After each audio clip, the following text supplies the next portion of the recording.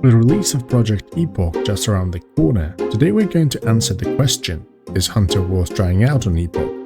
I myself am still struggling to make a class choice, so this series will help me dive deep into all the changes Epoch made to the classes and see if Hunter is any good though. So let's dive right in. So let's first talk about general changes for the Hunters. First off, we've got the ammo adjustments. This is due to the fact that with the implementation of steady shot, Hunters use like double the amount of ammo they used to have in vanilla. So, because we have less bigger bags like quivers to obtained, it has to be addressed, so they increase the ammo stacks to 250, and the high level quivers will have 2 slots more. Therefore, we will be able to contain more ammo with us, which is pretty much a quality of life change due to the changes to the class itself. There's also quite a lot of changes to the pets. First off, their scaling has been increased, so they seem to be quite more powerful on level 60 than on level 17, and also there are like new pets to discover. Of course, there are no exotic pets at this point in the game, but new families have been introduced and some of the spells have been changed and added. So for example, we have like Wrath of the Lich King spell for crabs, which allow you to pin your target for 4 seconds, which will be crazy good in PvP when it comes down to Hunter. And one amazing and very nice quality of life change is also differentiating between melee attack and range attack.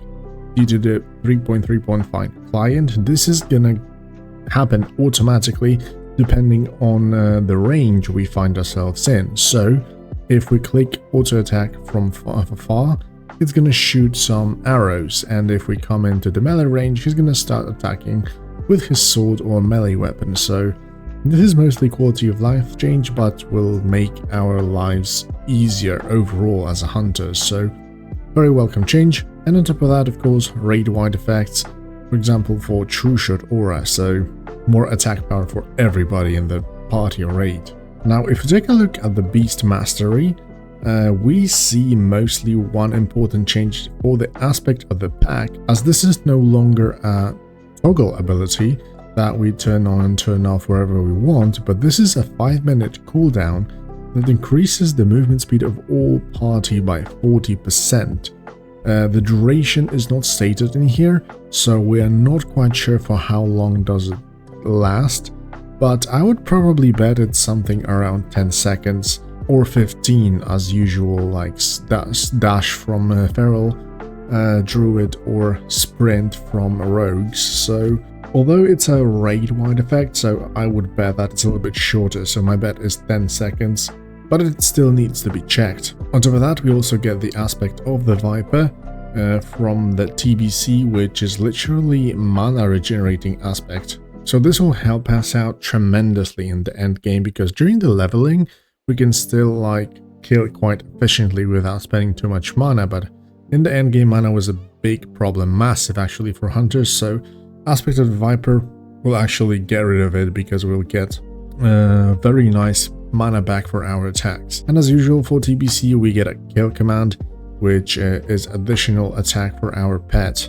Although it seems to have been changed, because it's working more like in retail, where you can use it every 5 seconds, and our pet just simply causes additional attack, while in TBC it was like I think 1 minute cooldown, where it increases like attack power of your pet or something like that. So yeah, definitely more usable and a very nice spammable attack for Beastmaster, which should diversify our rotation a little bit, so it's very welcome actually.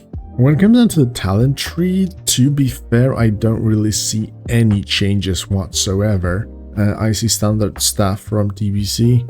We've got of course Bestial Wrath and the Beast Within, so both the pet and we are going to get some very nice damage increase boost.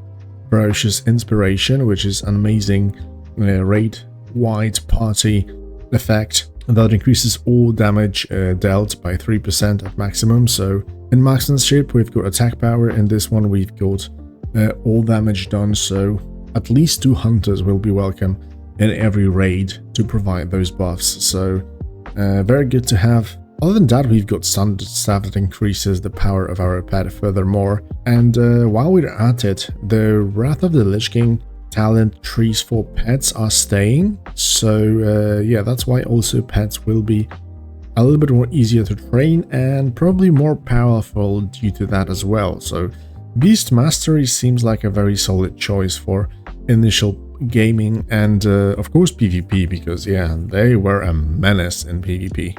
In Marksmanship, first and foremost, we see Hunter's Mark update, and it seems that it increases the ranged attack power by a default amount, but then it increases further by each time they are attacked by a ranged attack. So it's going to increase even further. There are some mathematics included in here, so I'm not quite sure by how much, but yeah, still, this means that we've got more ranged attack power against our targets, which is nice to have. And of course, we get a new toy from TBC, which is a steady shot that causes base weapon damage plus 58 and causes additional 145 against base target.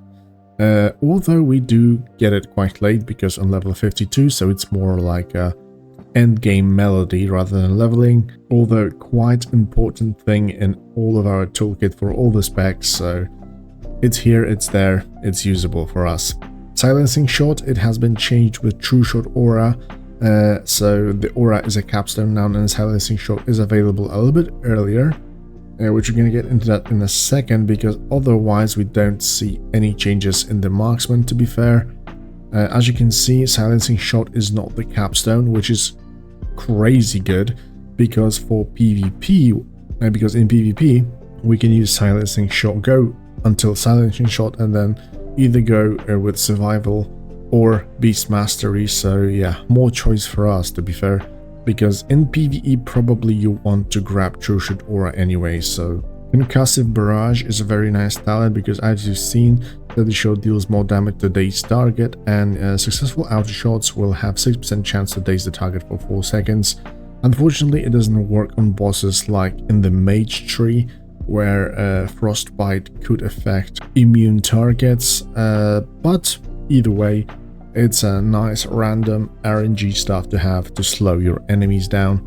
Otherwise, Careful Aim, which increases our attack power by intellect, so intellect gear will be welcome, which is gonna increase our mana as well as attack power, so multi-shot buffs, and standard scaling stuff where our ranged attack power is increased by 10%. So, and then we go into the survival tree. Unfortunately, as in many other Classic Plus servers, survival hasn't been changed into a melee hunter, which is a shame, to be fair. I always imagine a survival hunter being a melee, although Epoch has a different view of it, maybe probably because they use DBC stuff in it. But anyway, first and foremost, we receive a massive change for Disengage, as this is the same version as in Wrath of the Lich King, which is a leap to the back. Although it's very limited, because first you have to be in combat, second you have to have a target acquired, and third you cannot use it while jumping, which means that it kind of limits your gap creating ability. So very useful probably in PvP, but the gap creating will probably won't be that amazing, let's say. So good to have, but nothing really that amazing.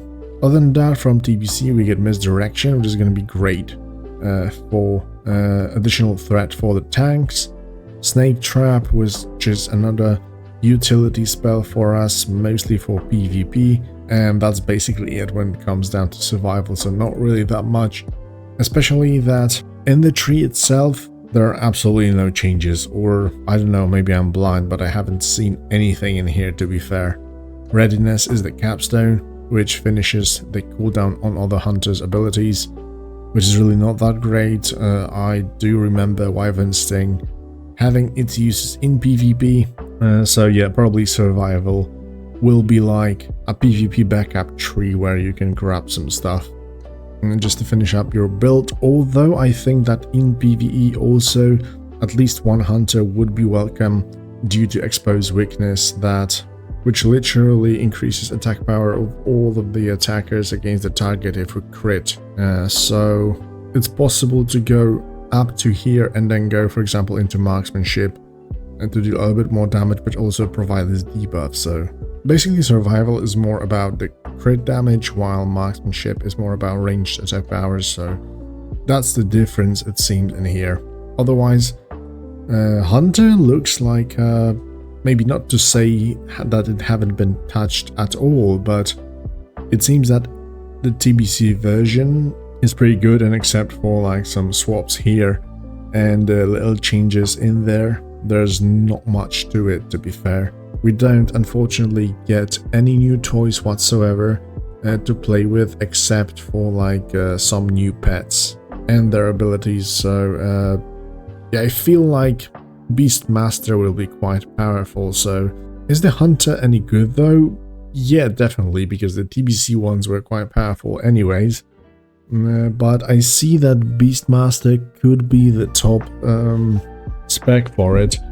First, for leveling, because it always has been amazing having a personal tank, and also in PvP as well, it's great due to the pet. But also in the end game, either PvP or PvE, with all the pet scaling and stuff, it can get really crazy, but we'll have to wait and see for that. So that will be it when it comes down to Hunters, guys. Hope this will clarify some things for you and help you choose your main. This is actually the very last class we have covered, so that means that the release of Epoch is really around the corner at this moment. So I guess I'll see you guys on the live stream when the day comes. So I hope to see you there, and take care. Bye bye.